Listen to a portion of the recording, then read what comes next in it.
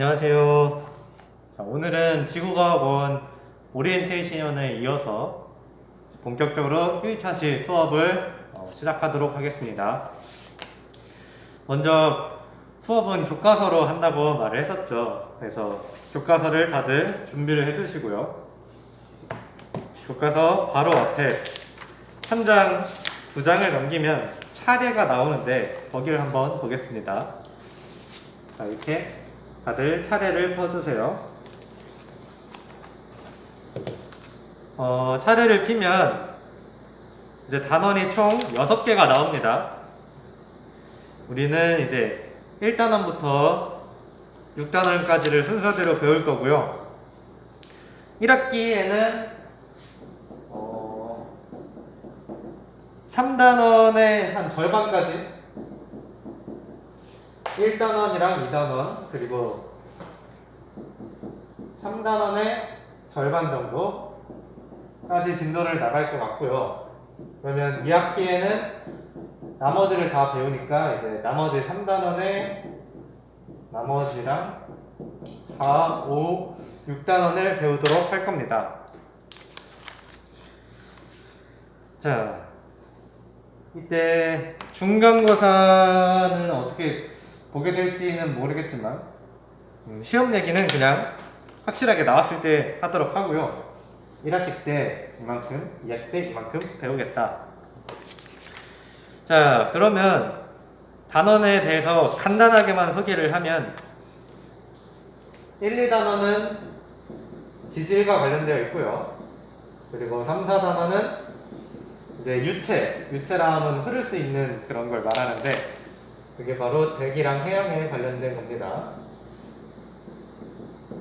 그리고 마지막 5, 6단원은 이제 천문, 우주 이런 것과 관련되어 있는 단원이니까 우리 지구가 5원을 1단원부터 6단원까지 다 배우면 전 지구적인 그런 내용을 한 번씩 볼 수 있다는 거를 알아두고 먼저 지질부터 배우는구나 이 정도 알고서 시작하면 되겠습니다.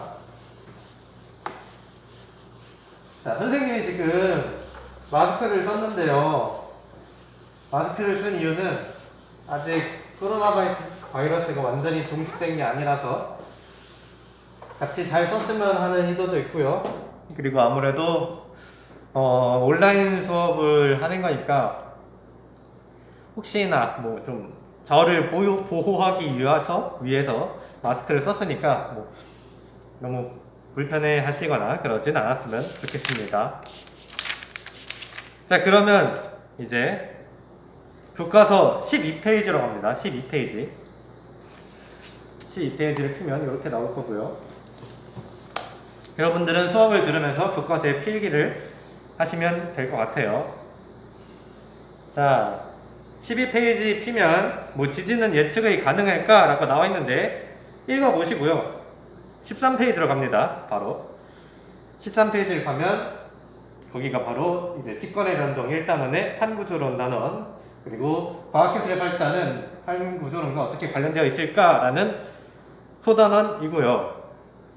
오늘의 학습 목표는 거기 써 있는 대로 판구조론이 정립되는 과정을 탐사기술의 발달과 관련하여 설명할 수 있다. 이렇게 되겠습니다. 자, 그러면 거기 교과서에 써 있는 말을 잘 읽어보면 뭐 지동설이 내용이 나와요.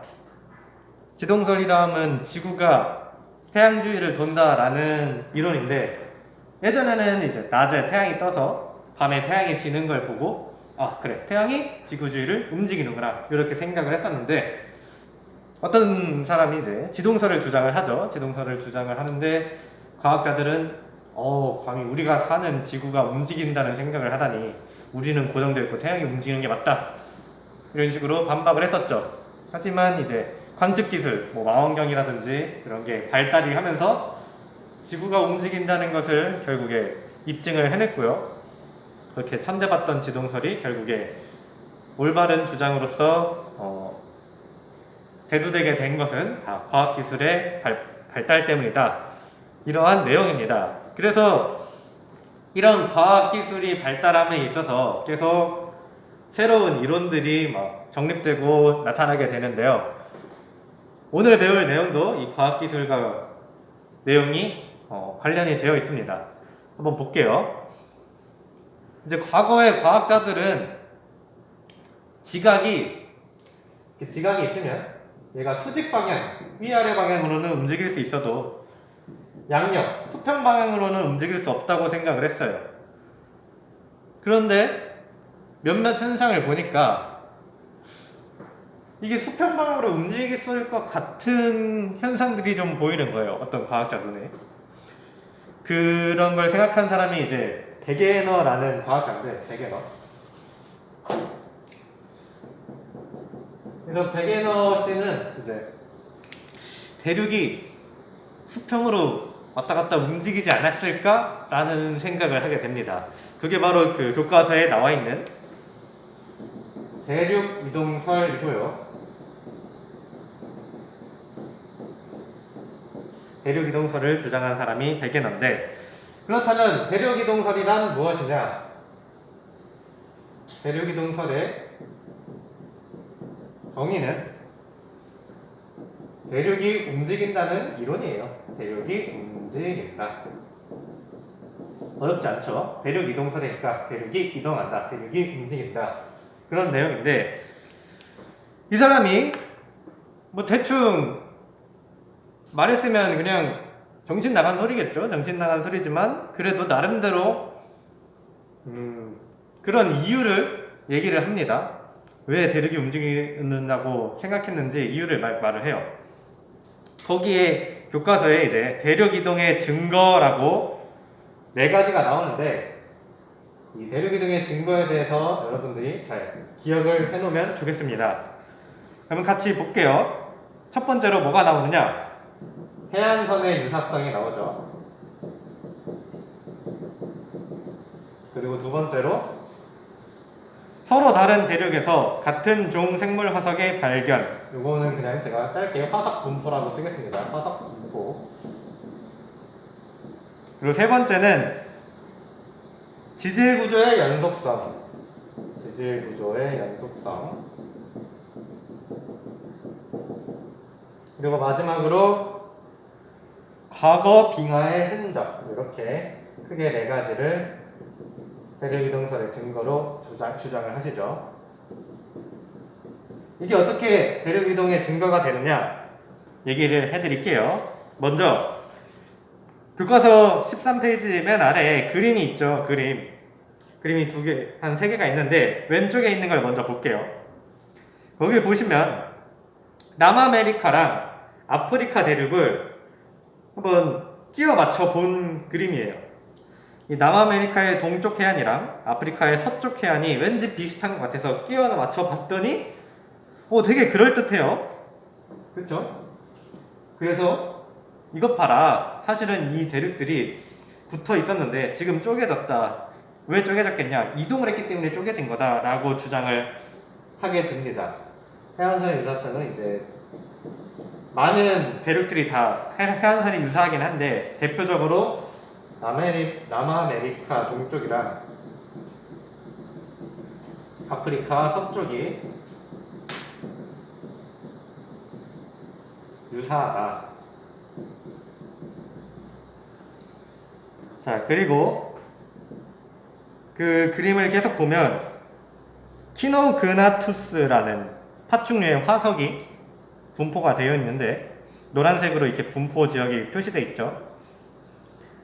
그게 남아메리카에서도 발견되고 아프리카에서도 발견되는데 지금 되게 멀리 떨어져 있는 대륙인데도 그 똑같은 종류의 생물 화석이 발견되는 것뿐만 아니라 이걸 해안선을 맞춰서 붙여봤더니 화석 분포도 이렇게 이어지면서 분포를 한다는 얘기예요. 근데 그게 일단 키노그나투스 뿐만 아니라 거기 나와 있는 글로소프테리스나 메소사우루스 등등 여러 화석들이 연속되면서 대륙이 이어졌을 때 더 자연스러운 모습을 분포를 한다는 거죠. 그래서 서로 떨어진 대륙에서 화석이 연속적으로 분포한다.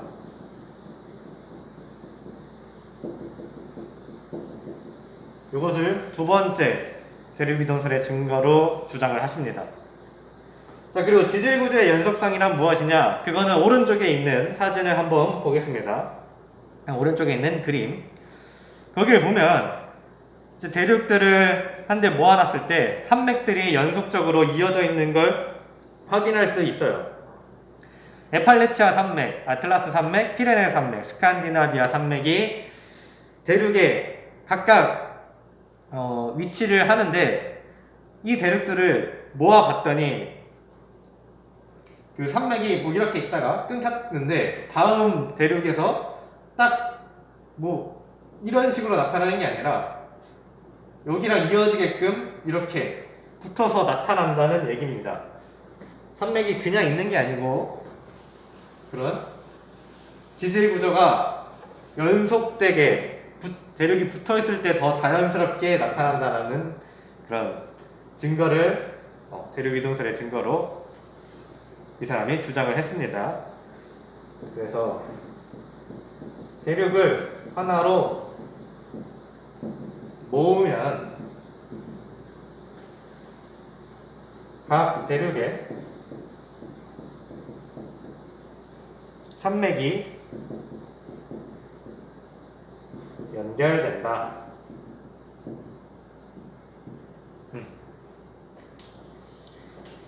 그리고 마지막 과거 빙하의 흔적을 또 증거로 내미시는데요. 이걸 왜 증거로 내미냐? 그거는 그 중앙에 오른쪽에 조그맣게 나와 있습니다. 그림이.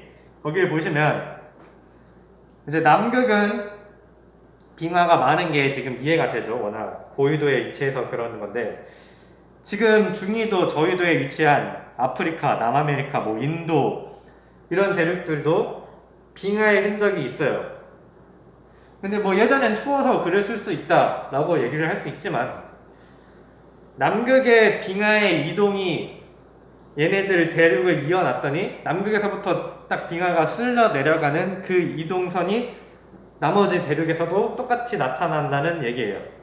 즉 이거는 그냥 예전에 추워서가 아니라 원래 남극에 붙어있던 대륙이 빙하가 이렇게 쓸린 자국이 그대로 남아있는 것이다. 예전엔 붙어있다가 지금은 이동해서 떨어진 것이다 라고 주장을 하는 거죠. 그래서 과거 빙하의 흔적을 보면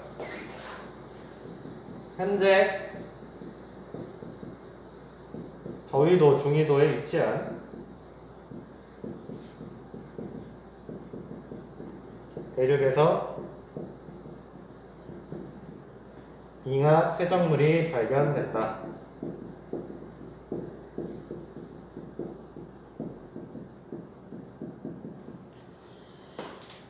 네, 글씨가 좀 이상하지만 현재 저위도, 중위도에 위치한 대륙에서 빙하 퇴적물이 발견된다 라고 썼습니다.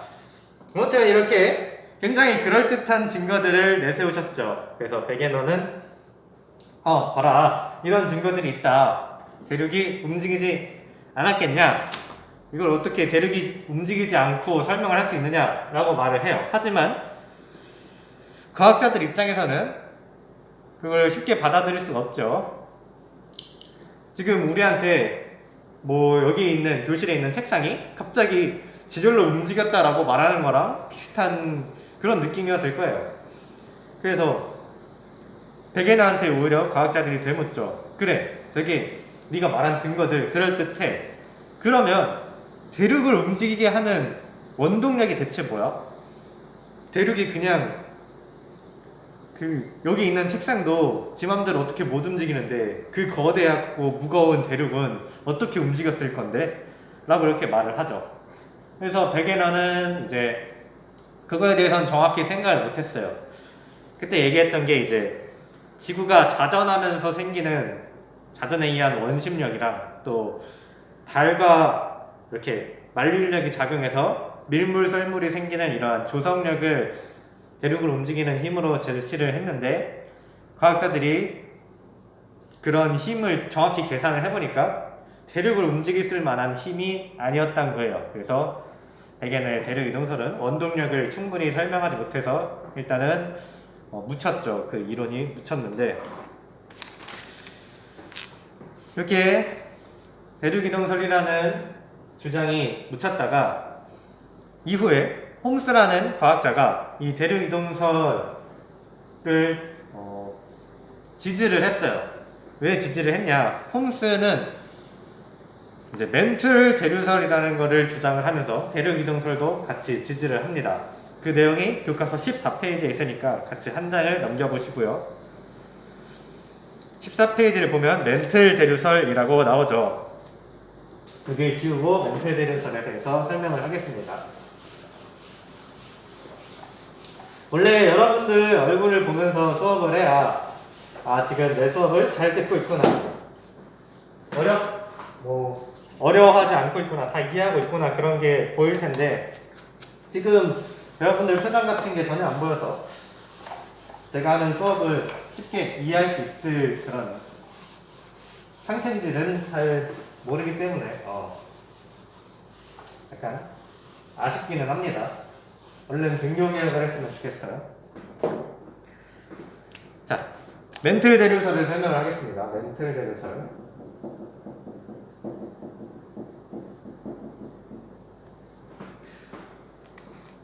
거기에 멘틀 대류설에 대한 정의가 잘 나와 있어요. 지각 아래에 있는 멘틀이 열대류를 하고 있으며 이 힘으로 대륙이 이동한다는 멘틀 대류설을 주장하였다 라고 써있는데, 제가 정의를 좀 더 다르게 한번 써보겠습니다.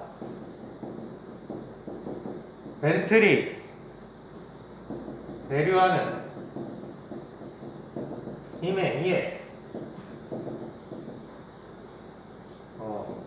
하원이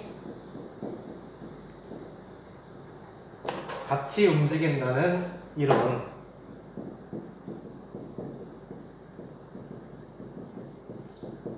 그것이 멘틀 대류설이고요.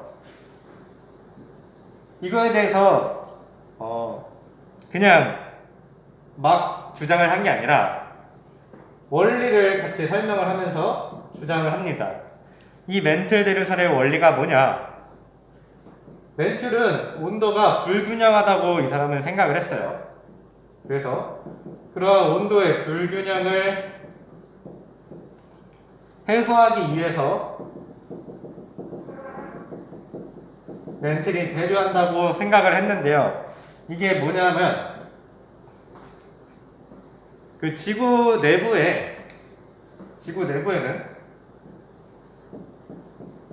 열을 방출하는 열원이 있습니다. 열원. 그 열원이 고르게 열을 방출하는 게 아니라 특정 지역에서는 좀 더 뜨겁고 특정 지역에서는 좀 더 차가운, 어디에서 특별히 많이 방출된다고 생각을 했어요.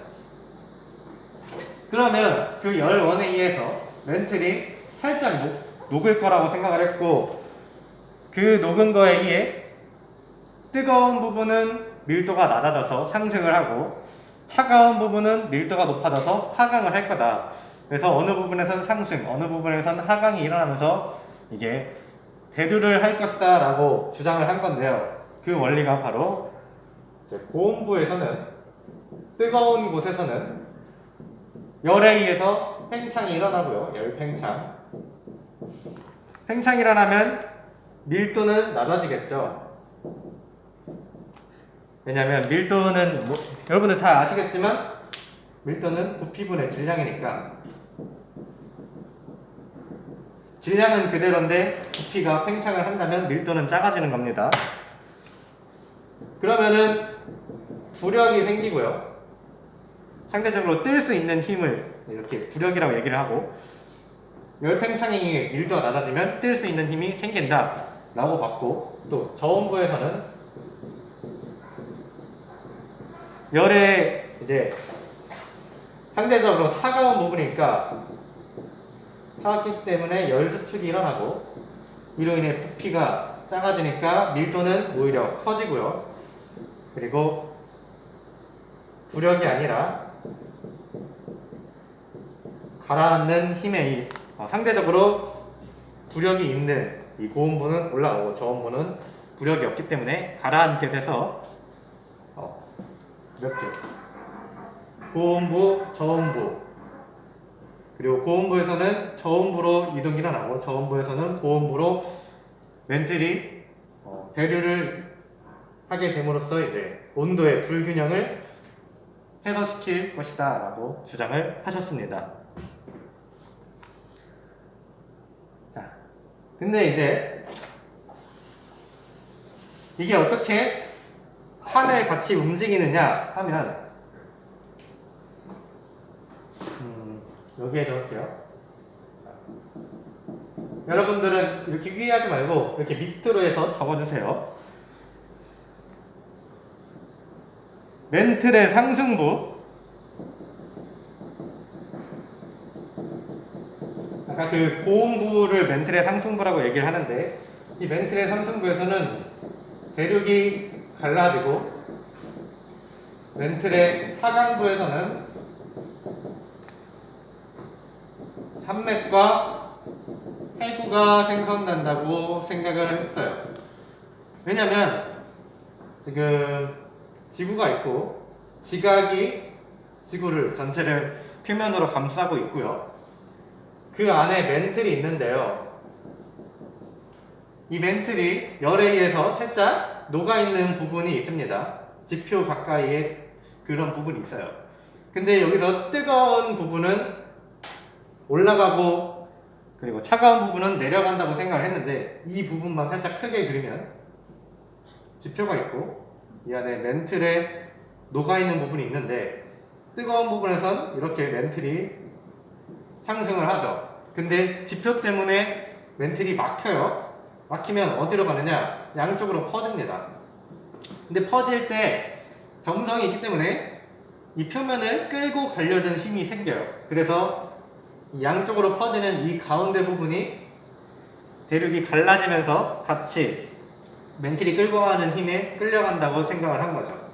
그리고 하강부에서 멘틀이 하강하는 이런 부분에서는 이 지표면도 같이 끌려 들어가서 여기서는 해구가 생성되거나 또는 이렇게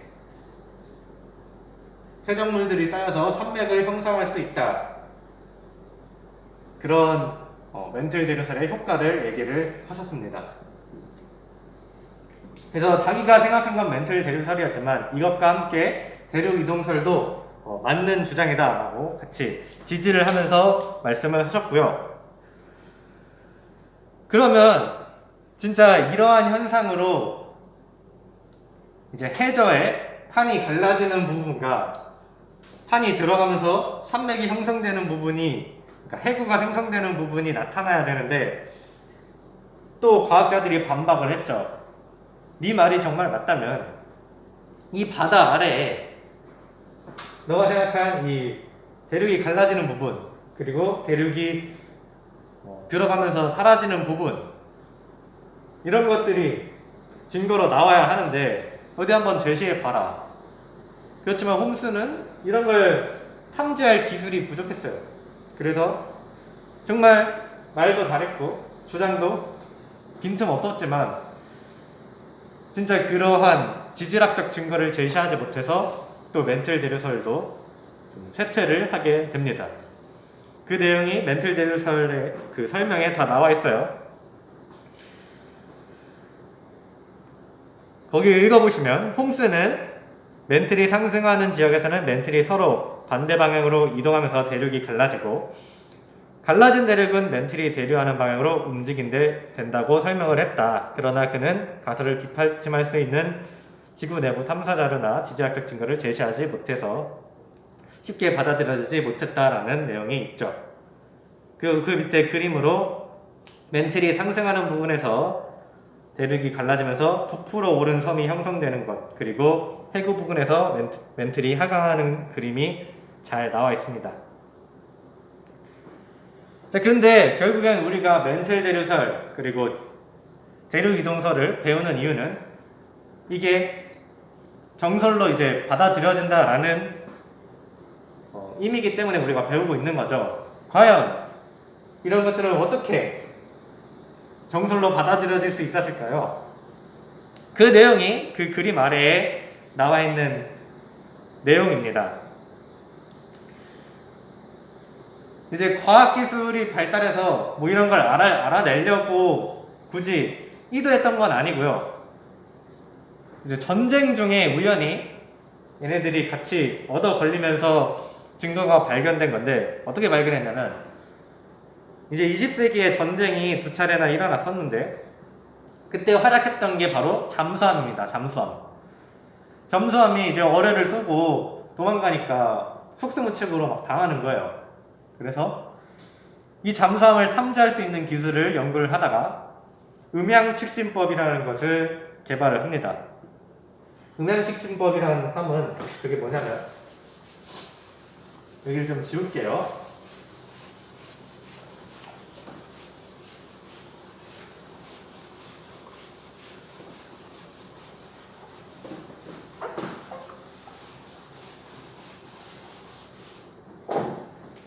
이렇게 바다 위에 배가 떠 있고요.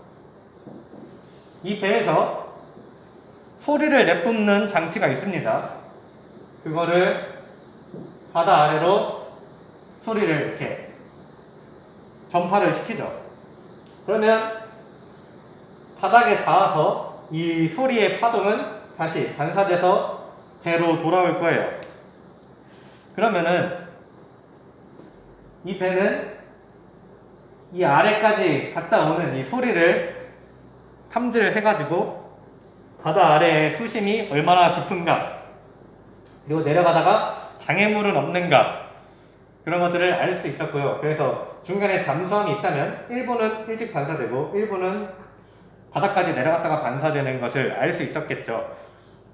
근데 이 기술이 이 해저 지형들을 탐사할 수 있는 그런 기회를 만들어낸 거예요. 그래서 이러한 음향측신법을 이용을 하니까 정말 그 홈스가 얘기했던, 렌틀 제르살에서 얘기했던 그런 지형들이 하나하나 밝혀진 게 되면서 렌틀 제르살도 받아들여지고 대륙이동설도 받아들이게 된 거죠. 그래서 측신법에 대해 좀 더 설명을 하면,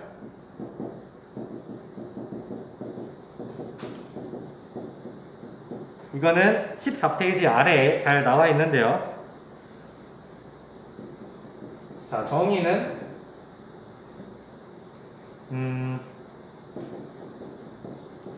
초음파를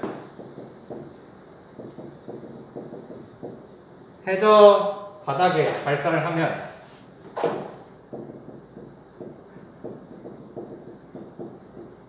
해저 바닥에 발사하면 초음파는 해저 지형에 반사되어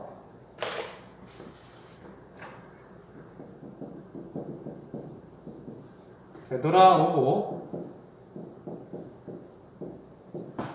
이 초음파에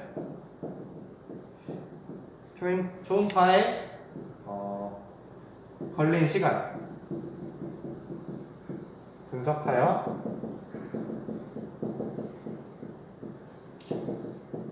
해저 지형을 측정하는 기술, 이거를 음향측신법이라고 얘기를 합니다. 자, 그래서 이 음향측신법은 공식으로 문제를 낼 수가 있어요. 음향측신법을 이용하는 방법에 대해서 식으로 알려드리면, 보통 물속에서 초음파의 속도는, 이 소리의 음파의 속도는 1초에 1500m를 갑니다.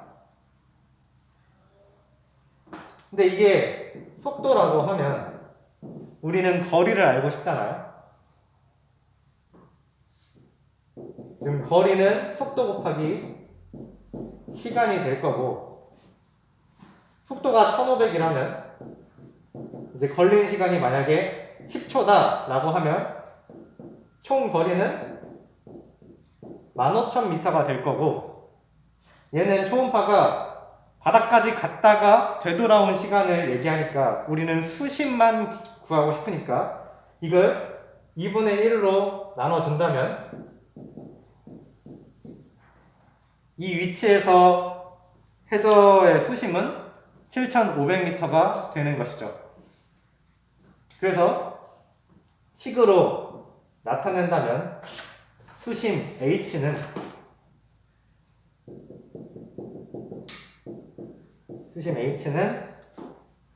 2분의 1 그리고 속도 V 그리고 곱하기 시간 T가 될 것이다. 이제 거리는 속도 곱하기 시간이라는 식을 왕복거리이기 때문에 그냥 2분의 1로만 나타내 준 것 뿐입니다. 자, 근데 물 속에서 이 음파의 속도는 뭐 항상 똑같진 않아요. 그래서 어디선 1500일 수 있고 어디선 1400, 어디선 1600 이런 식으로 왔다 갔다 할 수 있는데, 그러면 이러한 1500m/s라는 걸 외워야 되느냐? 그렇지 않고요. 문제에서 이러한 음향측심법을 이용해서 수심을 구하는 문제를 낸다면은 항상 물속에서의 초음파의 속도는 몇이다 라고 주어질 거니까 꼭 속도가 1500이다 라는 거는 안 외워도 되겠습니다. 그냥 이 음향측심법을 구하는 원리만 기억을 한다면 머릿속으로 수식을 금방 떠올릴 수 있을 것이고 문제 푸는데도 어려움이 없을 거예요. 그러면 제가 한번 간단한 문제를 내보겠습니다. 물속에서 초음파의 속도는 1500m/s입니다. 이때 어떤 지점에서 음향측심법을 측정을 했더니 초음파에 갔다 오는 속도가 4초가 걸렸대요. 그럼 이곳의 수심은 얼마일까요? 수심은 얼마일까요? 라고 물어본다면 공식을 그대로 쓰면 되겠죠. 속도가 1500m/s고 시간이 4초가 걸렸고 이걸 2분의 1로 나눈다면 6000을 2분의 1로 나누니까 3000m가 되겠다. 이곳의 수심은 3000m구나 라고 나올 수 있겠죠. 그러면 이번엔 반대로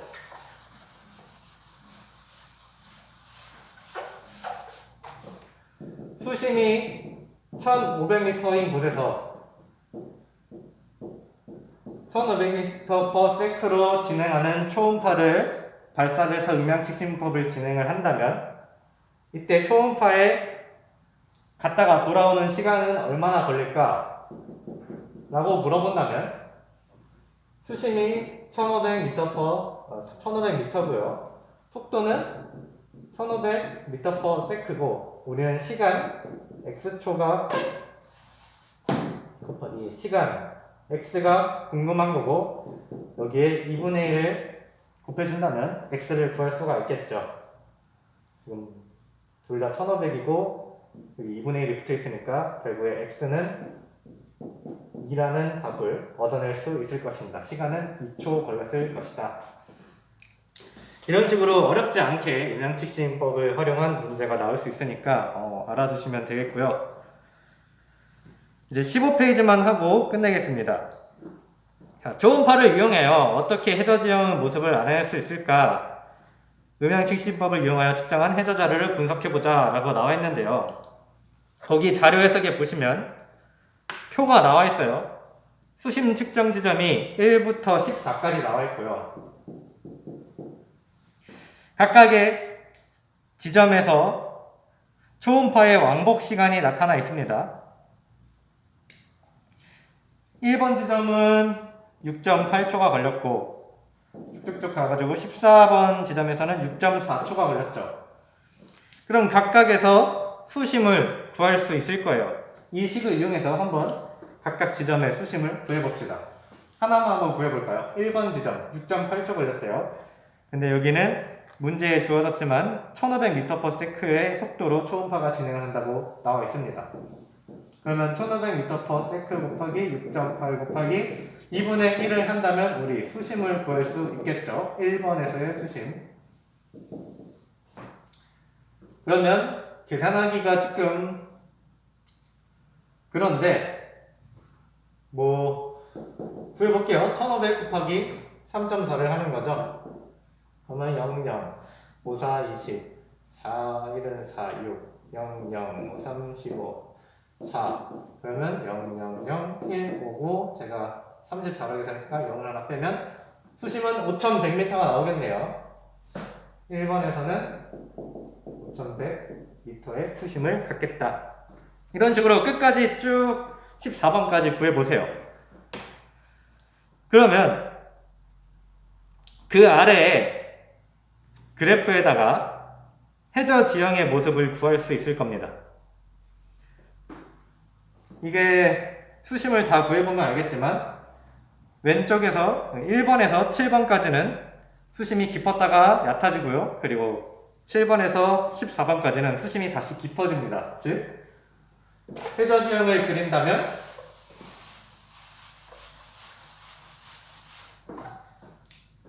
(1번부터) 14번 그리고 7번을 기준으로 수심이 깊었다가 얕아지고 수심이 얕았다가 깊어지는 이러한 지형이 나타나게 되고요.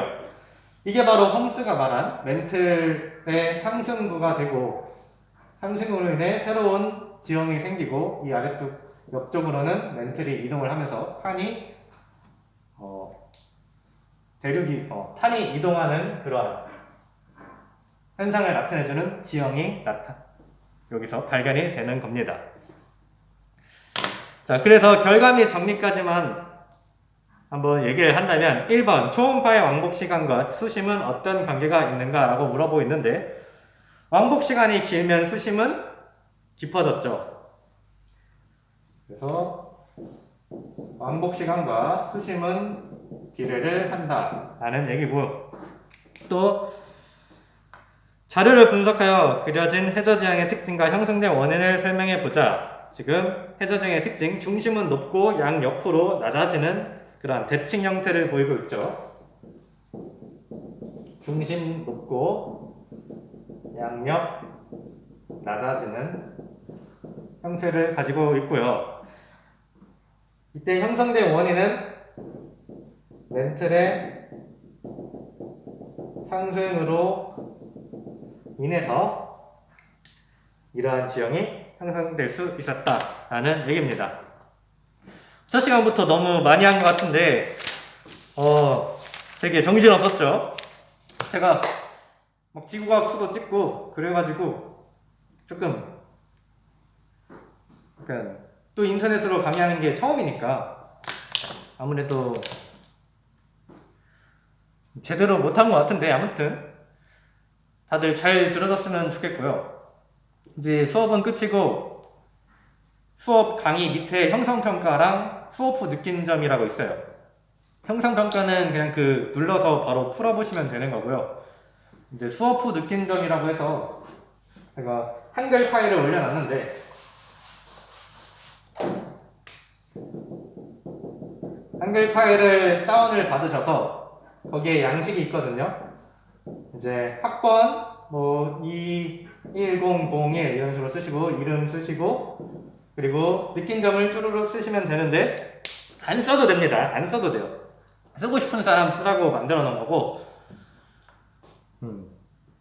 이제 쓰고 싶은 사람은 썼겠죠. 쓰면은 이거를 저장을 해서 어디에 제출을 하느냐, 2학년 10반은 2학년 10반 클래스가 따로 있어요. 2학년 11반은 2학년 11반 클래스가 있고 2학년 12반은 12반 클래스가 따로 있습니다. 거기 들어가시면 교과별 과제 제출이라고 다 있어요.